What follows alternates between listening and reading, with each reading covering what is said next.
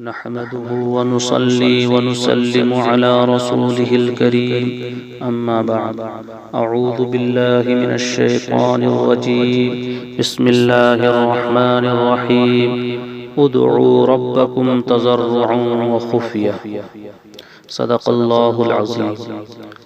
اللہ تبارک و تعالی نے اس آیت مبارکہ میں چار باتوں کا حکم ارشاد فرمایا ہے۔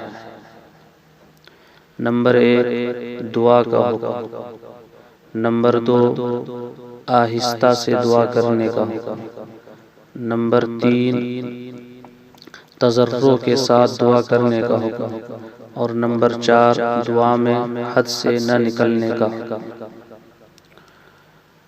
اللہ تبارک و تعالی ارشاد فرماتے ہیں کہ تم لوگ ہر حالت اور ہر حاجت میں اللہ تعالی ہی کو پکارو، اسی سے مانگو، کیونکہ وہی قدرت مطلقہ کا مالک اور تمام احسانات و انعامات کا کرنے والا ہے، لہذا اس کو چھوڑ کر دوسری جانب متوجہ ہونا جہالت اور محرومی ہے۔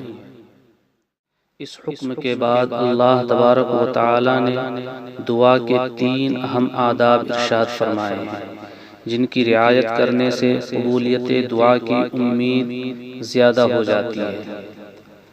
دعا کا پہلا ادب یہ بیان کیا کہ جب اللہ سے مانگو تو تضرع اور انکساری کے ساتھ مانگو۔ تضرع کا مطلب ہوتا ہے عاجزی اور انکساری، ذلت کا اظہار۔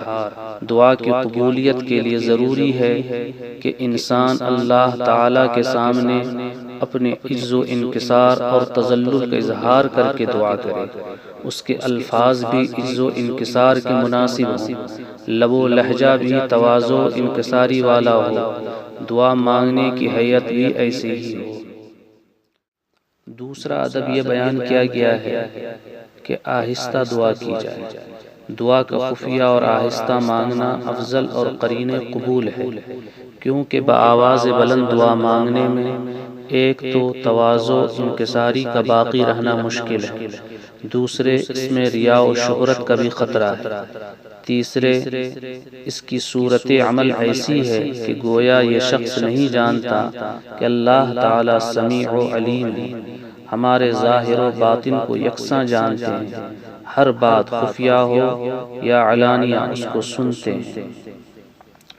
بعض مواقع میں زور سے دعا کرنا بھی ثابت ہے، جیسا کہ استسقاء اور قنوت نازلہ وغیرہ میں زور سے دعا کرنے کا ثبوت ملتا ہے، لیکن عام حالات میں چپکے ہی دعا کرنی چاہیے۔ بات یہ ہے کہ خفیہ دعا کرنے میں حضور قلب کا موقع زیادہ ہوتا ہے۔ اگر زور سے دعا کی جائے تو اونچی آواز کرنے کی طرف بھی دھیان رہتا ہے اور اس میں توجہ ہٹ جاتی ہے۔ تیسرا ادب یہ بیان کیا گیا کہ دعا مانگتے وقت حد سے تجاوز نہ کیا جائے، بچا جائے۔ ارشاد فرمایا کہ وہ حد سے بڑھ جانے والوں کو پسند نہیں فرماتا۔ اس میں عمومی طور پر تمام اعمال میں اعتداء، اسراف اور حد سے بڑھ جانے کی ممانعت فرماتی ہے۔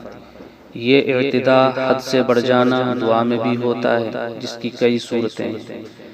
ایک یہ کہ دعا میں لفظی تکلفات، قافیہ وغیرہ اختیار کیے جائیں جس سے خشوع خضوع میں فرق پڑے۔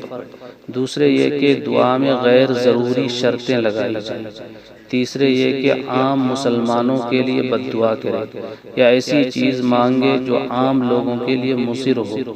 چوتھے یہ کہ دعا میں بلا ضرورت آواز بلند کی جائے۔ یہ تمام اعتداء فی الدعا میں داخل اور شامل ہیں۔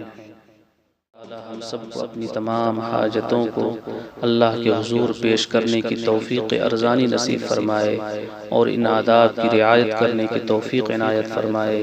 وآخر دعوانا الحمد للہ رب العالمین۔